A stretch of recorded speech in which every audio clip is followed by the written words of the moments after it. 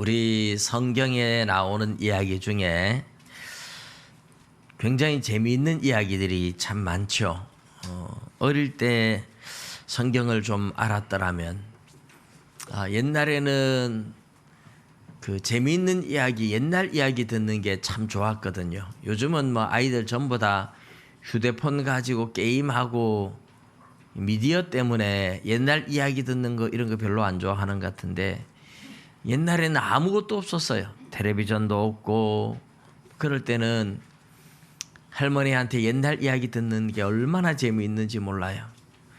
그래서 성경에도 어머님의 무릎 위에 앉아서 재미있게 듣던 말 이 책 중에 있으니 이 성경심이 사랑합니다. 이게 이제 옛날에는 성경을 듣고 그 성경의 이야기가 그렇게 재미있고 그랬던 시절이 있는데, 요새는 뭐 다 휴대폰 게임에 빠지는 시대가 되어버려서 휴대폰을 빨리 없애야 돼요. 우리 주일학교 학생들한테는 휴대폰 다 받아놨다가 집에 갈 때만 주시도록 교사들 꼭 그렇게 해주셔야 되고, 우리 중학생들 것도 꼭 받아놨다가 집에 갈 때만 주셔야 됩니다.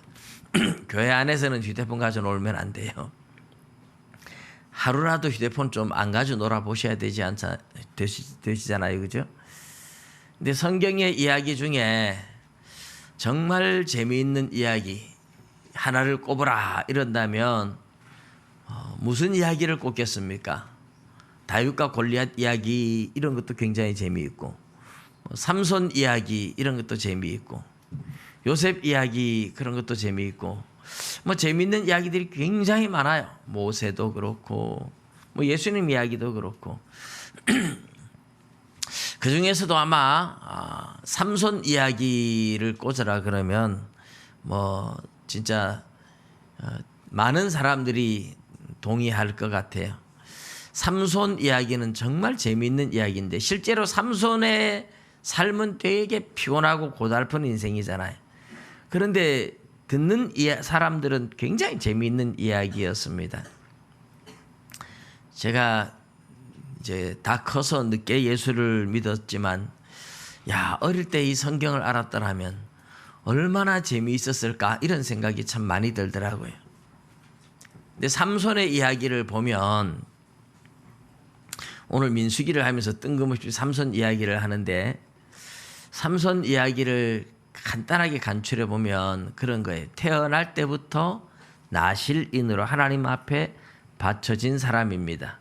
술을 먹어서도 안 되고, 시체를 만져서도 안 되고, 머리카락을 잘라서도 안 되고. 그런데 삼손은 자기 하고 싶은 대로 다 해요. 술도 먹고 뭐 시체도 만지고 이방 여자들과 바람도 피우고. 하나님께서는 그래도 참고 계셨는데, 마지막에 블레셋의 들릴라라는 여인한테 유혹에 넘어가죠. 이 들릴라라는 이름 자체가 매달아둔 먹이, 매달아둔 미끼 그런 뜻이에요. 고기 잡을 때 미끼 달아서 낚시 탁 던지면 미끼를 물듯이 삼손 물으라고 블레셋 사람들이 매달아둔 미끼였습니다. 삼손이 덥석 물었어요.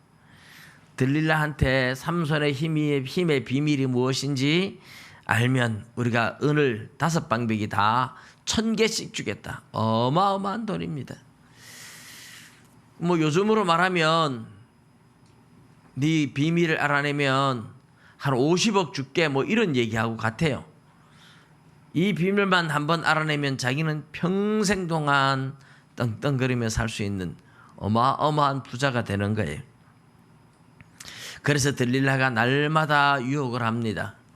삼손이 견디다 못해 내 머리카락을 자르면 힘을 잃어버린다 하고 자기 신앙의 고백을 실토를 합니다.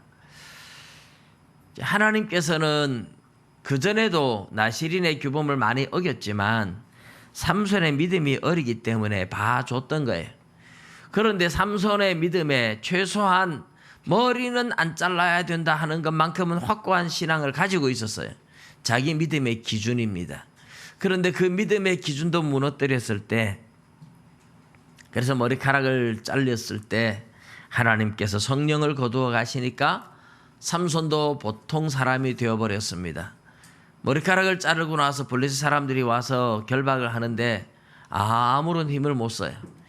블레셋 사람들이 끌고 가가지고 다시는 이 삼손이 혹시라도 힘이 돌아오면 그럼 감당이 안 되잖아요. 그래서 힘이 돌아와도 힘 못 쓰게 하기 위해서 눈을 뽑아버립니다. 두 눈을 뽑아버렸어요. 삼손이 두 눈이 뽑히고 나니까 그래가지고 감옥에서 연자맷돌 돌리면서 블레셋 사람들의 조롱거리가 됩니다. 삼손은 더 이상 힘도 없지만 두 눈을 뽑혔기 때문에 힘이 돌아온다 그래도 보여야 싸울 거 아닙니까? 싸울 수도 없어요. 그렇게 조롱거리가 되다가 블레셋 사람들이 자기들의 어떤 축제일에 삼손을 불러서 자기들의 신전에 모여서 축제를 즐기면서 삼손의 제주를 구경하자. 우리 민족을 괴롭힌 삼손을 데려다가 춤추게 해서 그 제주 한번 구경하자. 그래서 삼손이 감옥에서 하나님 앞에 회개하고 있었습니다. 머리카락이 다시 서서히 자라기 시작했고 그러는 사이에 이제 자기의 양심에 심한 꺼리낌이 왔던 죄도 회개하면서 치유되기 시작하고 하나님께서 이제 다시 은혜를 베풀려고 해요. 근데 이제 이 삼손을 안내하는 소년에게 삼손이 그 블레셋 사람들의 신전에 들어가서 뭐라고 하느냐 하면 이 신전을 떠받치는 기둥 제일 중심되는 기둥 그 사이로 나를 좀 데려다 다오. 근데 뭐 신전마다 다 다르겠지만 이 신전에 두 기둥이 가까이 붙어가지고 아주 큰 기둥 두 개가 이 신전을 떠받치는 중심 기둥이었던 것 같아요. 소녀는 의미도 모르고 데려다 달라 그러니 데려다 줬는데 삼손이 이 두 기둥을 껴안고 앞으로 몸을 굽히면서 기둥을 쓰러뜨리면서 신전이 무너지는데 얼마나 많은 사람이 죽었는지 신전 옥상에서 구경하던 사람만 해도 3,000명이 되었다니까 밑에는 말할 것도 없이 더 많았죠. 수천 명이 이제 죽고 말았습니다. 근데 삼손이 그때 죽을 때 마지막에 하나님 앞에 뭐라고 기도를 하느냐 하면 하나님 나로 이번 단 한 번만이라도 이제 힘을 주셔서 강하게 하셔서 나의 두 눈을 뽑은 블레셋 사람들의 원수를 단번에 갚게 하옵소서. 그렇게 하면서 기둥을 껴안고 블레셋 사람들과 함께 죽기를 원하노라 하고 탁 쓰러뜨리니까 기둥이 무너졌다 이렇게 나옵니다. 여기에 보면 삼손이 기도하는 게 뭐예요? 이번 한 번만 나를 강하게 좀 해주셔가지고 내 두 눈을 뽑은 원수를 갚게 해달라 이렇게 기도했어요. 블레셋 사람들에게 내 두 눈을 뽑은 원수를 갚게 해달라. 근데 삼손은 하나님의 나라를 위해서 싸우는 사사인데도 불구하고 그는 평생 동안 자기밖에 모르는 사람으로 살았고 왜냐하면 삼손의 아버지 마노아가 그 엄마와 함께 아들을 낳지 못하다가 늦게 아들을 낳았어요. 늦게 낳았을 때 위험성이 뭐냐 하면 너무 귀해서 너무 오냐오냐 키우다 보면 버릇없는 아들이 되기 쉽고 삼손도 일종의 그런 아들이었던 것 같아요. 그래서 늦게 낳아도 이렇게 옳은 것과 잘못된 것 선악을 분별하도록 야단칠 건 야단치고 이렇게 가르치면 괜찮은데 너무 오냐오냐 키워놓으니까 삼손이 그랬던 것 같아요. 근데 어쨌든 그는 개인의 원수를 갚는다고 했지만 하나님의 원수를 갚은 것이고 그는 블레셋 사람들을 심판하는 도구로 하나님 앞에 쓰임받게 됩니다. 하나님께서 마지막에 삼손이 회개하며 기도할 때 하나님이 삼손의 원수를 갚아주신 겁니다. 삼손의 원수를 갚아주었다. 자, 우리 여기서 이제 오늘 이 미디안과의 전쟁과도 굉장히 흡사한 면이 있어요. 삼손이 두 눈이 뽑힌 것은 블레셋 사람들의 죄입니까? 삼손의 죄입니까? 이렇게 물으면 삼손의 죄가 있죠. 분명히 삼손이 블레셋 사람들이 아무리 유혹하더라도, 들릴라가 아무리 유혹하더라도 아닌 것은 아니라고 말하고 그랬어야 되는데, 요즘 그렇잖아요. 남자들이 어떤 성폭행범이 되었을 때 여자가 뭐 옷을 그렇게 입고 나를 유혹했다. 자, 여자가 유혹했다고 해서 남자가 죄를 지은 죄가 탕감이 됩니까? 안 됩니다.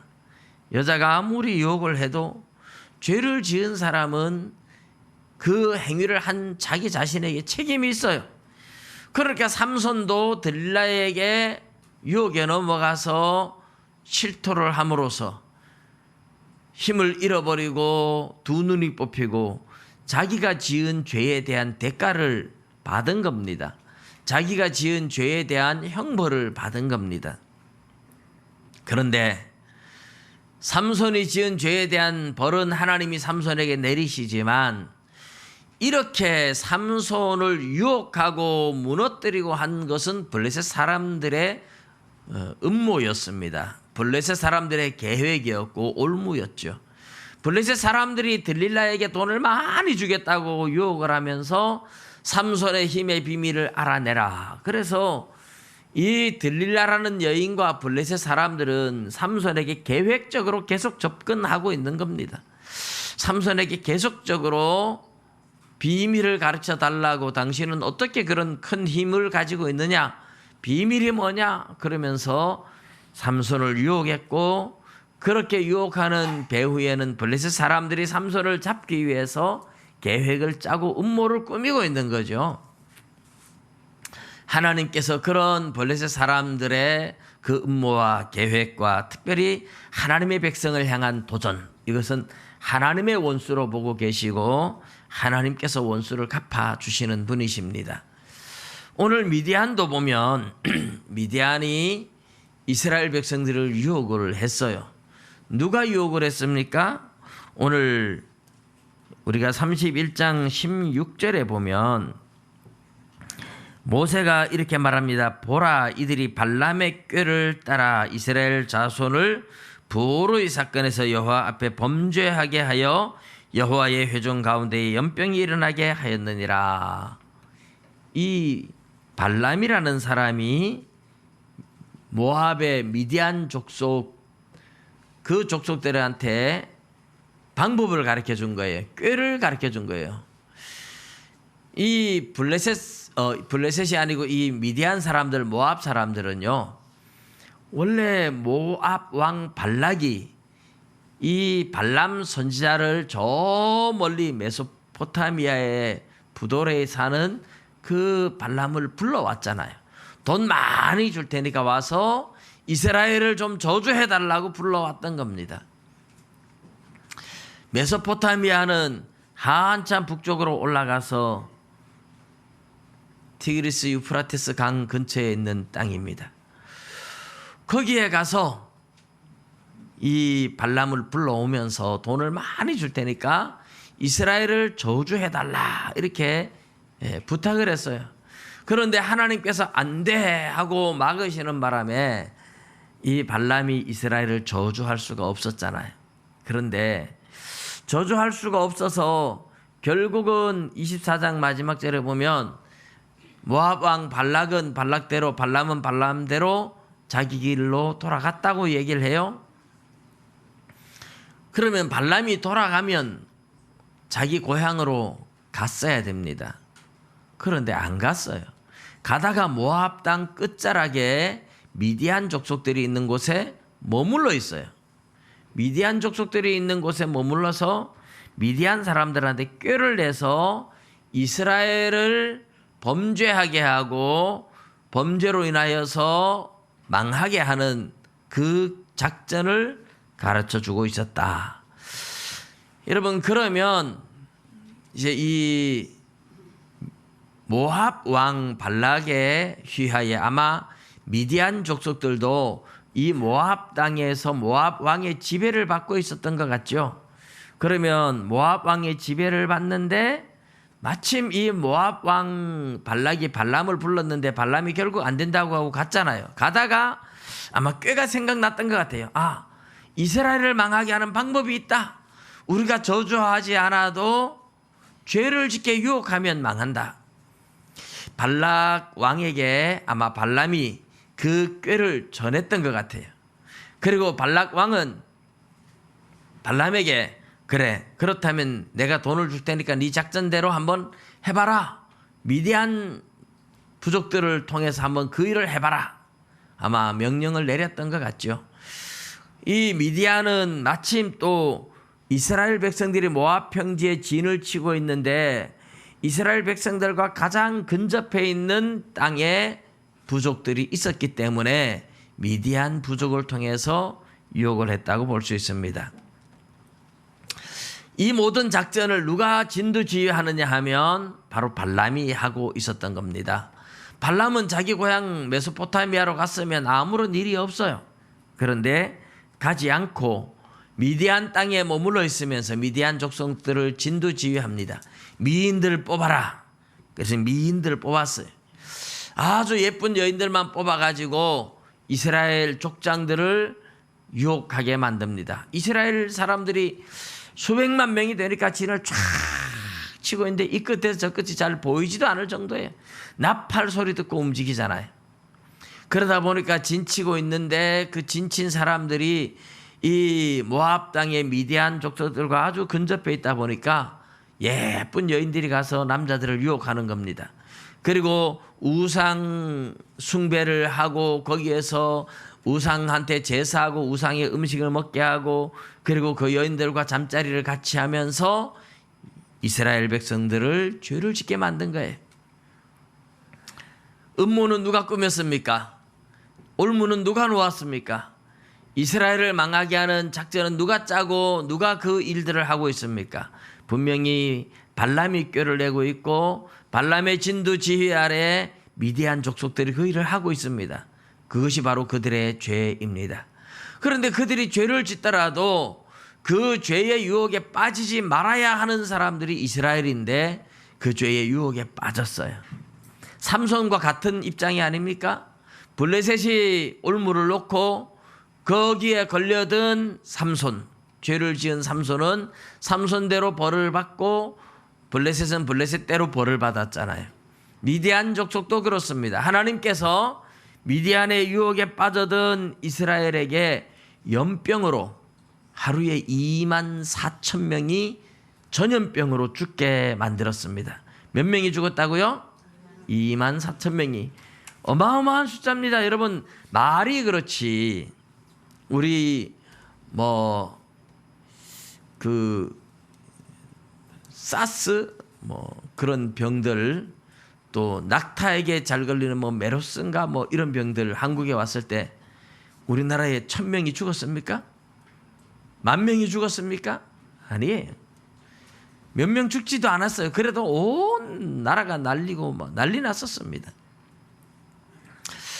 근데 우리나라에서 그런 사람이 전염병으로 일주일 사이에 1,000명, 2,000명, 3,000명, 한 5,000명 죽었다.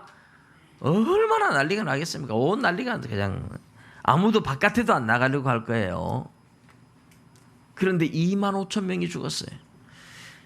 어마어마한 사람이 죽은 겁니다.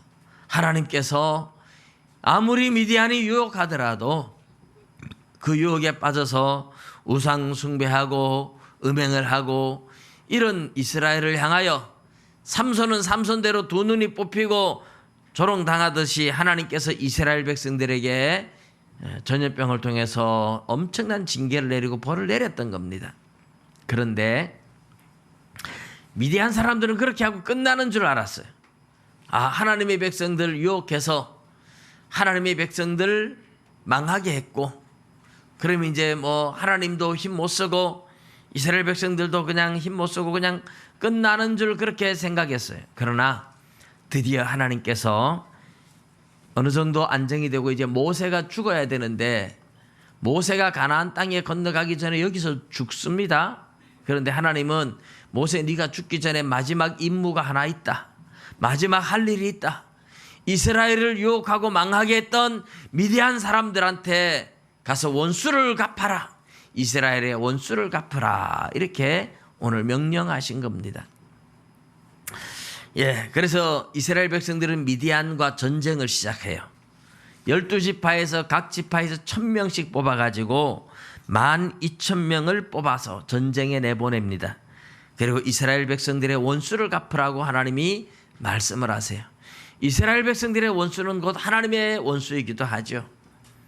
하나님의 백성들을 미혹했던 미디안, 그들은 이스라엘 백성을 망하게 하기 위한 모압의 한 부족이었습니다. 하나님께서는 그래서 미디안을 가서 멸망시키라고 하면서 이스라엘 백성들의 원수를 갚아라. 그것이 모세 너의 마지막 임무다. 그렇게 말씀하고 있는 셈이죠. 그래서 미디안과 전쟁하기 위해서 이스라엘 백성들 전부 다 12지파 1000명씩 뽑아서 12,000명을 보내서 미디안과 전쟁을 합니다. 이것이 이제 하나님께서 이스라엘 백성들에게는 이스라엘 백성들의 죄에 대한 벌을 내리신 거지만 이스라엘을 망하게 하기 위해서 음모를 꾸미고 작전을 꾸미고 실행에 옮겼던 그 미디안에 대해서 하나님은 심판하시는 겁니다. 그리고 그런 작전을 계획하고 꾸며낸 발람도 오늘 8절에 보면 하나님께서 발람도 죽였습니다. 8절에 보면 그 죽인 자 외에 미디안의 5 왕을 죽였으니 미디안의 왕들은 에위와 레김과 수르와 후르와 레바이며 또 부올의 아들 발람을 칼로 죽였더라 이랬습니다. 이 발람이 자기 살던 고향으로 메소포타미아로 돌아갔더라면 죽을 이유가 없어요. 그런데 여기 모압 땅에 떠나지 않고 재물이 탐이 나서 미디안 족속들을 사용하면서 작전을 쓰고 꾀를 써가지고 죄를 짓게 만들었던 겁니다. 이스라엘을 죄에 빠지게 만들었던 겁니다. 이 올무, 이 작전, 이것은 발람이 만들어낸 발람의 꾀라고 16절에 그렇게 말씀을 했죠. 결국은 작전을 쓰고 돈에 눈이 멀어서 이스라엘에게 범죄에 빠지게 만들었던 발람은 거기에다가 하나님의 심판 때에 같이 죽고 말았습니다. 여러분 이게 이제 미디안의 죄입니다. 미디안은 이렇게 죄를 짓고 이렇게 망하게 된 거죠. 하나님이 원수를 갚아주시는 겁니다. 여러분 오늘 우리가 읽은 이 민수기 31장은 미디안과 전쟁 이야기이긴 한데 핵심은 하나님의 백성들의 원수를 반드시 갚아준다 하는 겁니다. 하나님은 원수만 갚아주실까요? 하나님은 하나님의 백성들의 수고와 헌신과 모든 것을 다 갚아주시는 분입니다. 믿으시기 바랍니다. 여러분들의 수고를 하나님은 다 기억하고 계시고 다 갚아주시는 분입니다. 삼손의 이야기도 이미 말씀을 드렸습니다마는 하나님께서는 꼭 하나님의 백성들의 원수를 갚아주세요. 물론 하나님의 백성들을 힘들게 하고 어렵게 하고 고통당하게 할 때도 있지만 그것은 이스라엘 백성들의 죄에 대한 하나님의 징계고 심판이고 또 하나님의 백성들을 훈련하고 하나님의 백성들을 연단하기 위해서 고난을 주시지만 마지막에는 반드시 하나님께서 하나님의 백성들의 원수를 갚아주시는 하나님이죠. 오늘 그래서 하나님께서 이스라엘의 원수를 갚아주라고 모세에게 마지막 임무를 내렸던 겁니다. 여러분 성경에서 이런 하나님이 원수를 갚아주는 내용들이 굉장히 많이 나옵니다. 그런데 다 우리가 볼 수는 없지만 우리 선지서를 보면 이사야 선지자 66장까지 있는 긴 이사야 선지서에 13장부터 30장까지 굉장히 길잖아요. 13장부터 30장까지 하나님의 백성들을 괴롭혔던 원수를 갚아주는 내용들로 꽉 차 있습니다. 애굽 사람들, 바벨론 사람들, 두로와 시돈, 블레셋 땅, 암몬과 모압과 아람과 이 주변국들이 이스라엘을 괴롭혔는데 마지막에 하나님께서 이 사람들을 다 심판하는 거예요. 이게 하나님이 원수를 갚아주는 거예요. 예레미야서도 마찬가지입니다.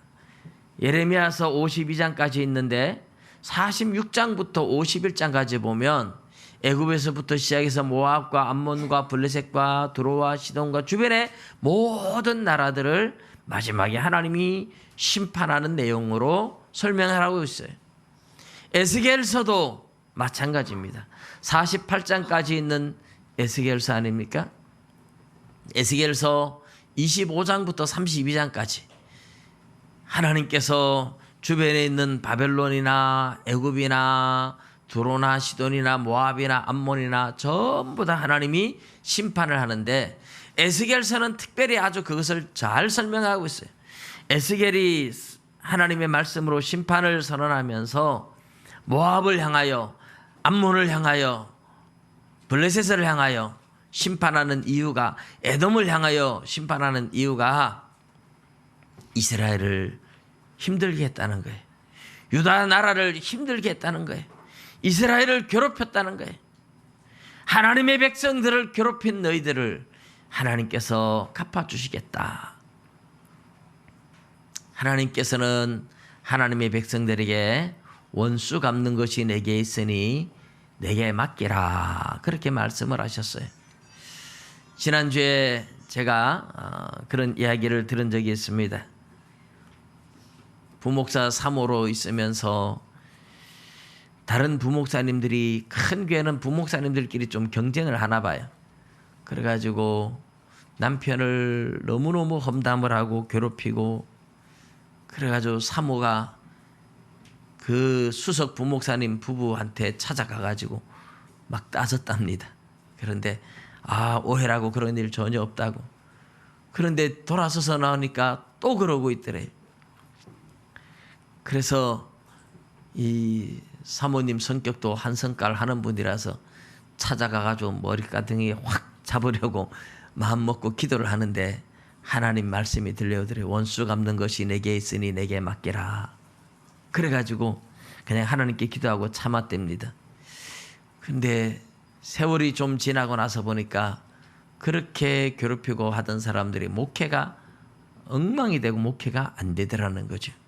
그러나 그때 하나님께 맡기고 참았던 이 사모님은 지금 아주 목회를 잘하고 큰 교회에 존경받는 목회자로 가서 있는 모습을 보았습니다.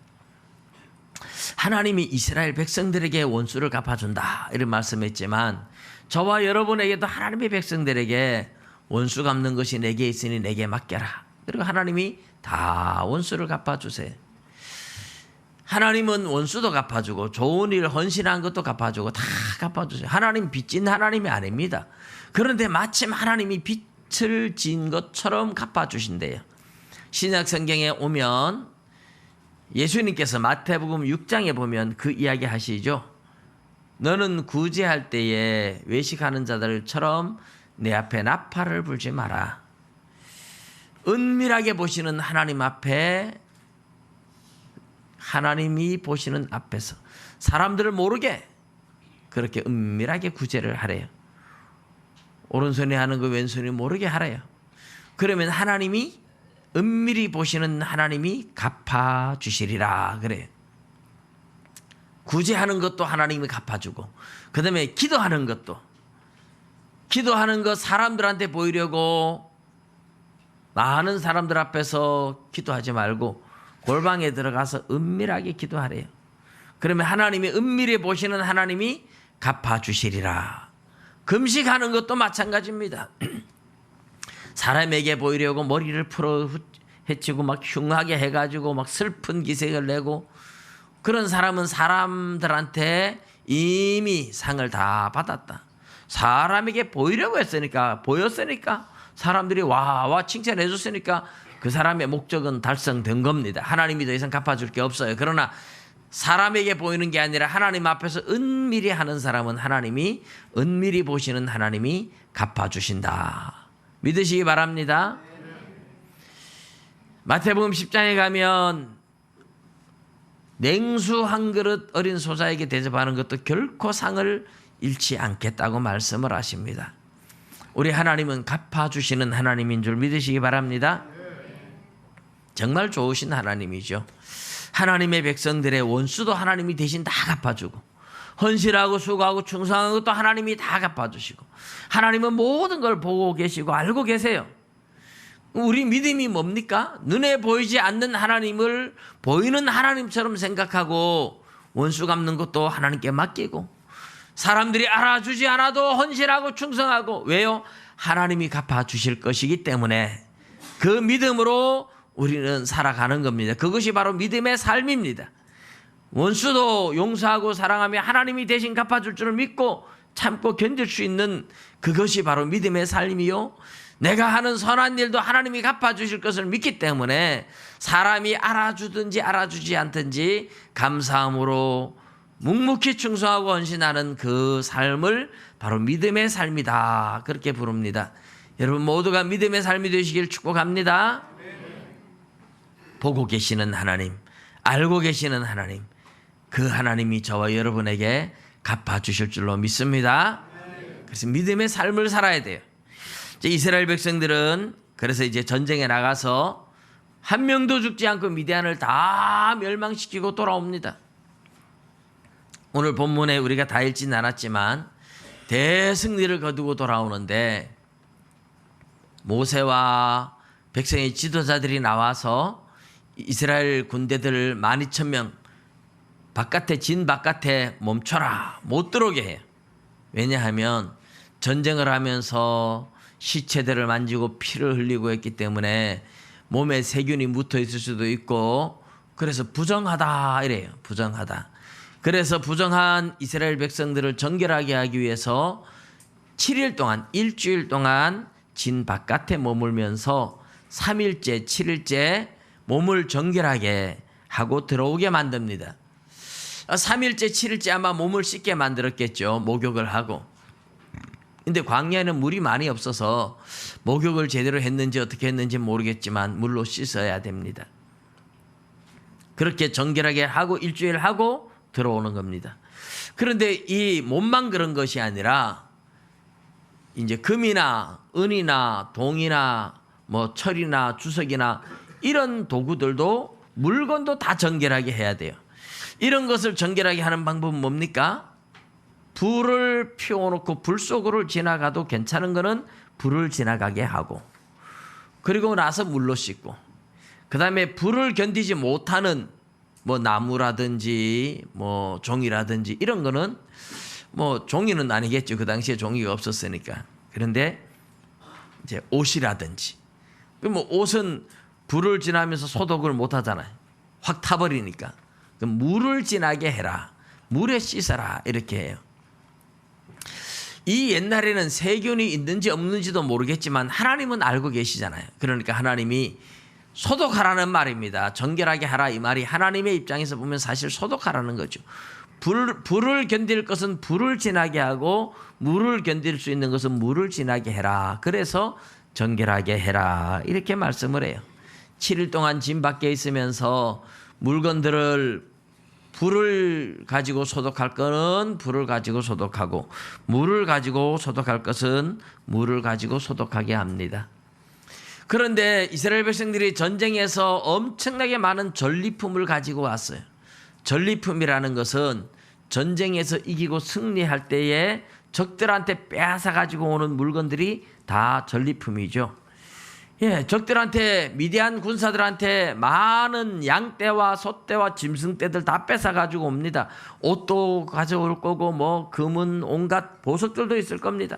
많은 전리품들을 가지고 오는데, 사람은, 남자들은 아이들까지 다 죽여라. 그리고 여자들은, 남자들과 잠자리를 한 적이 있는 여자들은 다 죽여라. 이 사람들이 정신적으로 이미 때가 묻어서 너희들을 미혹할 수 있다는 뜻이에요. 아직까지는 남자와 한 번도 잠잔 적이 없는 어린 여자아이들만 너희들을 위해서 남겨둬라, 그렇게 했습니다. 그리고 이제 전리품을 분배하도록 이제 모세가 하나님의 말씀을 따라서 분배 원칙을 하나 정합니다.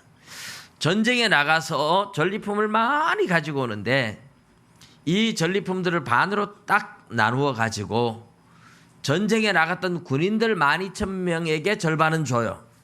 그리고 나머지 절반은 백성들한테 줍니다. 숫자적으로 보면 백성들이 훨씬 많죠.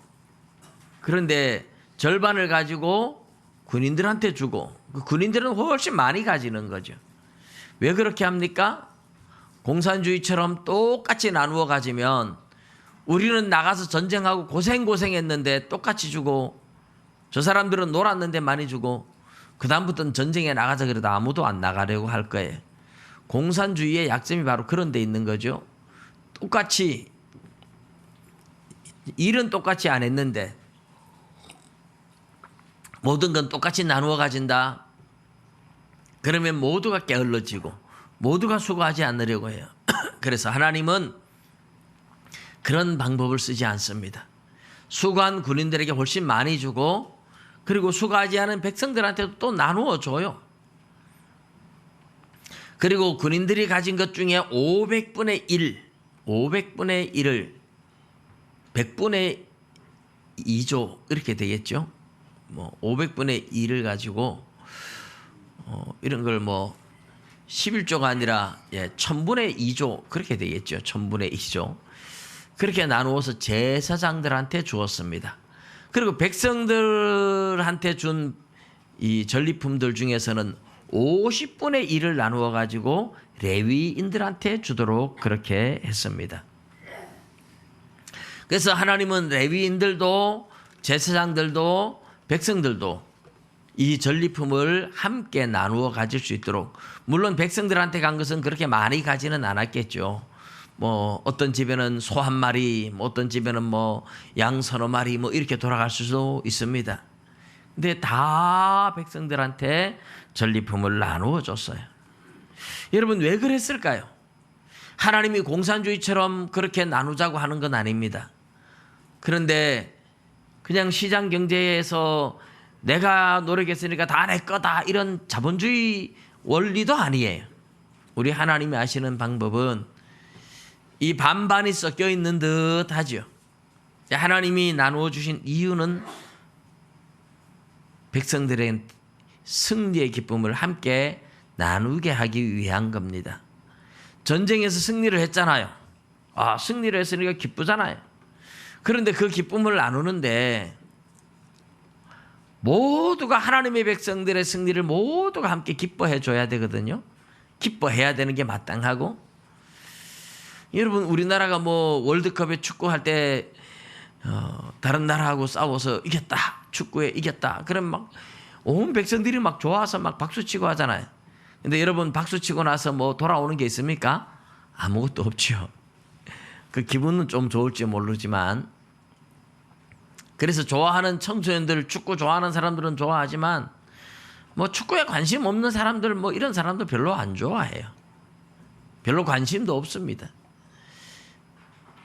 근데 나에게 뭔가 돌아오는 것이 있으면 모두가 기뻐하지 않겠어요?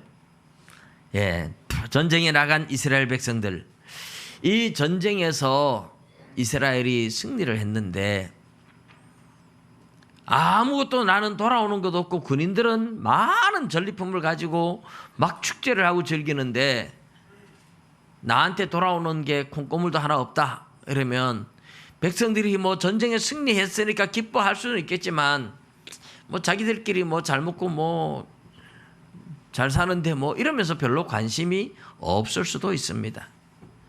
그런데 전쟁에 승리한 전리품을 나누어 주잖아요. 전쟁에 나가지 않은 사람들한테도 나누어 줄 때 이 전쟁의 승리가 모든 백성들의 큰 기쁨이 되는 겁니다. 하나님은 그래서 전리품을 나누는 분배 원칙을 정해 주신 겁니다. 반반 나누어서 전쟁에 갔던 사람들 절반, 백성들에게 절반 줘라. 레위인들한테도 제사장들한테도 줘라. 그래서 모든 백성이 승리의 기쁨을 함께 누리고 함께 나누도록 해라. 그런 뜻입니다.